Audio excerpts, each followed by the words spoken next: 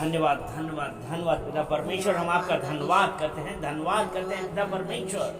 सारा आदर और महिमा हम आपको देते हैं पिता परमेश्वर। यहाँ हम ये जो परिवार आज हम इकट्ठा होकर पिता परमेश्वर आपके नाम की महिमा कर रहे हैं पिता परमेश्वर, उसके लिए हम धन्यवाद देते हैं, क्योंकि पिता परमेश्वर जो कुछ भी कार्य होता है पिता परमेश्वर, हर उस कार्य का एक समय होता है। और पिता परमेश्वर आज हम लोगों को यहाँ पे आना पिता परमेश्वर आपके ही एक अति उत्तम योजना के अनुसार था, आपके समय के ही अनुसार था पिता परमेश्वर। हम धन्यवाद देते हैं, क्योंकि आपका वचन सभा उपदेश 3 उसका एक वचन ये कहता है कि हर एक बात का एक अवसर और प्रत्येक काम का जो आकाश के नीचे होता है एक समय है। पिता परमेश्वर हम धन्यवाद देते हैं पिता परमेश्वर, हम धन्यवाद देते हैं कि एक समय है।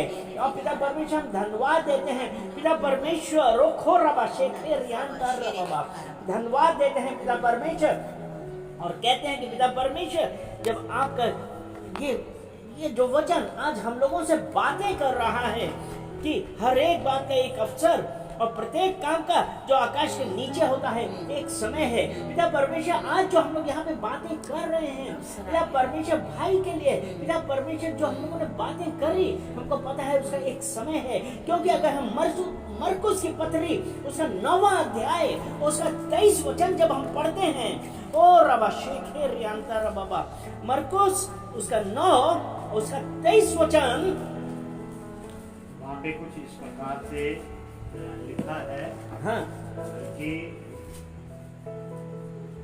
यीशु ने उससे कहा, हाँ, यदि तू कर सकता है यह क्या बात है, विश्वास करने वाले के लिए सब कुछ हो सकता है। यीशु ने कहा विश्वास करने वाले के लिए सब कुछ हो सकता है। हालेलुया।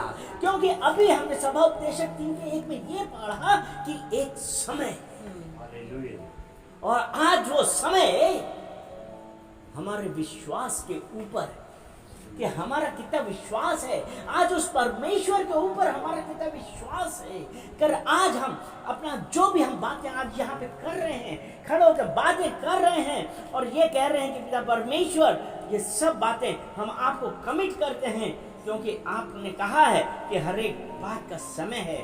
और आपका वचन ये भी कहता है कि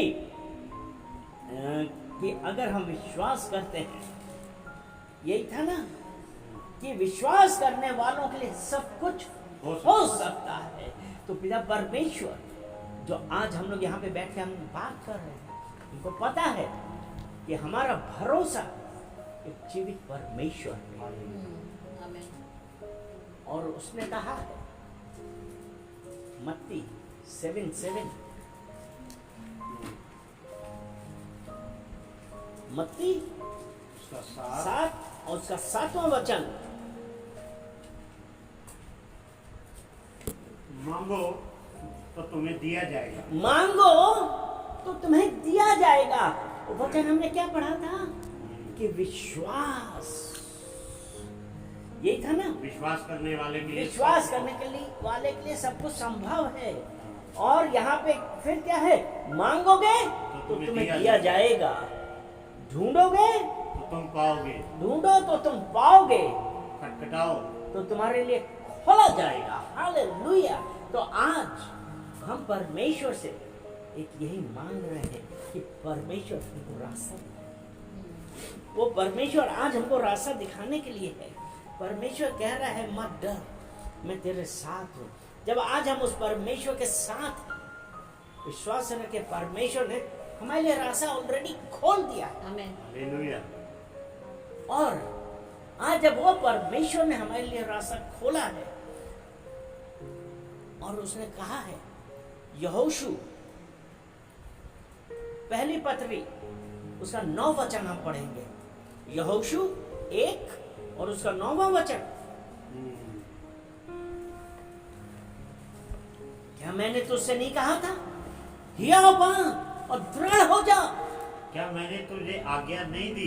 क्या मैंने, यहाँ पे अब एक चीज है कि यहोवा मुझसे कह रहा है कि क्या मैंने तुझे आज्ञा नहीं दी? हाँ, हियाव बांध, दृढ़ हो जा, हियाव बांध मतलब हिम्मत करो, दृढ़ हो जाओ। यहाँ पे सबसे जरूरी बात क्या है? कि वो परमेश्वर ने मुझे आज्ञा दी है। क्योंकि जब परमेश्वर ने ये कहा मत डर मैं तेरे साथ हूं, यहाँ पे वो कह रहा है हिम्मत करो, दृढ़ हो जाओ। आगे भय न खा। हाँ, जो ये एक मिनट, सबसे बड़ी जरूरत क्या होती है? डरना नहीं। हिम्मत करो। परमेश्वर ने कहा या बांध दृढ़ हो जाओ। हमने हिम्मत करी, हम मजबूत भी हो गए। फिर देखा अरे बाप रे, अब ये कैसे होगा? लेकिन उसने ये कहा है या बांध दृढ़ हो जा, भय ना खा। आज वो परमेश्वर आज आपसे मुझसे बात कर रहा है। जो विश्वास करते हैं उनके लिए सब कुछ संभव है। इसलिए दृढ़ हो जा, भय ना खा। आगे तेरा मन कच्चा ना हो। तेरा मन, हाँ, हम फौरन ये सोचते हैं सब कुछ हो गया, अब हमको ये डर आ रहा है कि अगर हम ये कर रहे हैं, हम वो कर रहे हैं, कहीं ऐसा तो नहीं होगा, कहीं वैसा तो नहीं होगा। लेकिन नहीं मेरे प्रियो, ध्यान रखिए, वो आज जब परमेश्वर हमसे बातें कर रहा है, उसने कहा है, वो परमेश्वर ने, उसने क्या कहा? क्या मैंने तुझे आज्ञा नहीं दी? अगर आज जब परमेश्वर हमको आज्ञा दे रहा है, हमारे लिए क्या जरूरी है? परमेश्वर की आज्ञा माननी कि इस संसार में आने वाली किसी भी प्रॉब्लम्स को देख के हार मान लेना। शैतान हमारे ऊपर सबसे पहले क्या करता है? हम कोई चीज शुरू बाद में करेंगे, दुनिया भर की चीजें हमारे दिमाग में आने लगती हैं कि ऐसा वैसा, क्या होगा, क्यों होगा, कब होगा। और ये जो डाउट है वो परमेश्वर का सबसे बड़ा दुश्मन है। वो हमको परमेश्वर के प्रॉमिसेस से दूर ले जाता है। परमेश्वर तो करना चाहता है, क्योंकि हमने मरकुस 9:23 में यही पढ़ा था ना कि जो विश्वास करते हैं उनके लिए सब कुछ संभव है। और वो विश्वास कैसा है? वो विश्वास ऐसा है, वहां पे इफ एंड बट, क्यों, कैसे, कहां, ये नहीं आता है, क्योंकि परमेश्वर ने कहा है ना। दृढ़ हो जा, भय ना खा, तेरा मन कच्चा ना हो, क्योंकि जहां जहां तू जाएगा तेरा यहोवा तेरे संग रहेगा। हालेलुया। आज वो परमेश्वर आज हम लोगों से बातें कर रहा है। क्यों तुम अपनी परिस्थितियों को मुझसे बड़ा देख रहे हो?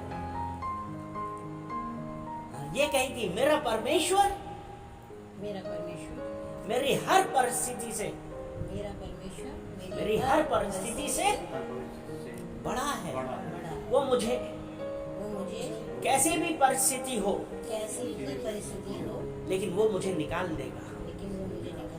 क्योंकि भजन संहिता 23 उसका पहला वचन हम पढ़ेंगे, यहोवा मेरा चरवाहा है, कोई घाटी नहीं होगी।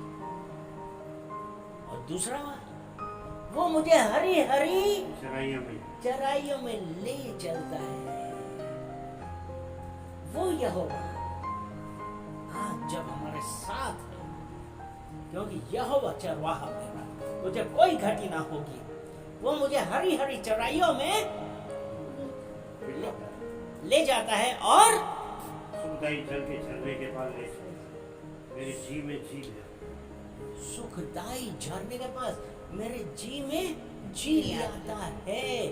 तो जो अभी हमने पढ़ा ना कि भय ना खा, तेरा मन कच्चा ना हो, मतलब जब मन कच्चा होता है ना, वो यहोवा का वचन आज ये कह रहा है, वो मेरे जी में जी लाएगा।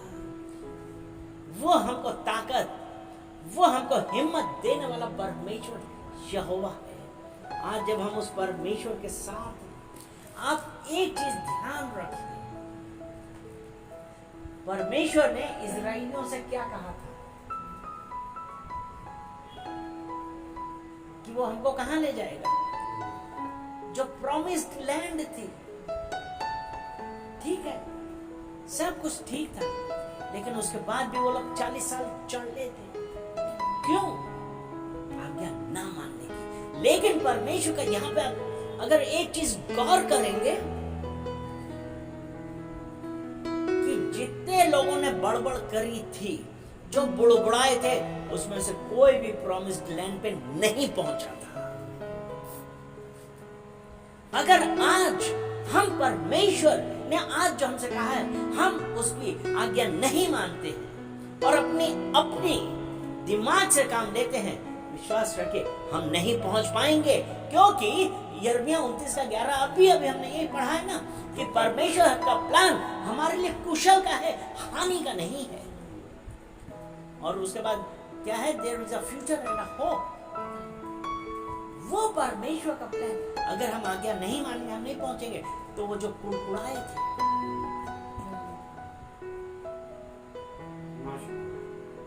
सब नाश हो गए। यानी कि और कौन नाश होता? सबसे मेन कौन था? कौन था वो? क्या मूसा पहुंच पाया था?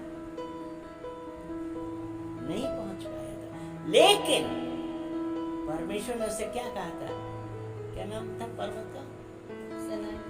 नहीं मारो, वो उस पहाड़ पे चढ़ के देख लो, वो है जगह, और तुम वहीं पे। यानी कि क्यों मूसा ने भी क्रोध किया था? कहां पे? जब पानी का हुआ था ना, क्रोध में आके दो लाठी मारी, एक्स्ट्रा मार दी थी, कुछ किया था। परमेश्वर ने कहा था बोलो, वो परमेश्वर ने कहा बोलो, वो क्रोध में उसने लाठी मारी। वो हमारा परमेश्वर के ऊपर क्रोध करना हमको प्रॉमिस्ड लैंड में कभी नहीं ले चलेगा। जितने कुड़कुड़ाए थे, कोई भी उस जगह नहीं पहुंचा जहां परमेश्वर ने कहा, जहां दूध और शहद की नदियां बहती हैं। नहीं पहुंच पाए थे। क्यों? कुड़कुड़ाए थे। अब आज इस बिजनेस जो आज हम बात करने वाले हैं, और वो बात ये है कि वो जो 40 साल तक वो जंगल में घूम रहे थे, वो छोटे थे। परमेश्वर ने उनकी हर जरूरत पूरी करी, उनको खाना दिया। क्या आज आप इनको देख लिए? आज ये अभी चलना चालू करें, 40 साल तक चलेंगी तो क्या इतनी सी रहेंगी? बढ़ेंगी? कपड़े नहीं फटे, उनके कपड़े फटे नहीं, उनके कपड़े उसी हिसाब से बढ़ते गए। भूखे रहे नहीं। तो आज एक प्रोफेटिक वर्ड है कि आज एक ये प्रोफेटिक वर्ड है कि आज यह ओखरे बखरियां तुरबा। ओ हालेलुया हालेलुया हालेलुया। धन्यवाद धन्यवाद धन्यवाद परमेश्वर। सेकर रबा सेकर यंता। ओ हालेलुया। जो आज इस जगह पे आज हम लोग जो कुछ डिस्कस कर रहे हैं, ये जो बिजनेस है, जिस प्रकार वो बढ़ता गया था, ये बढ़ेगा, क्योंकि ये परमेश्वर का वचन है। क्योंकि अगर हम अय्यूब की पत्री उसका 7 अध्याय, अय्यूब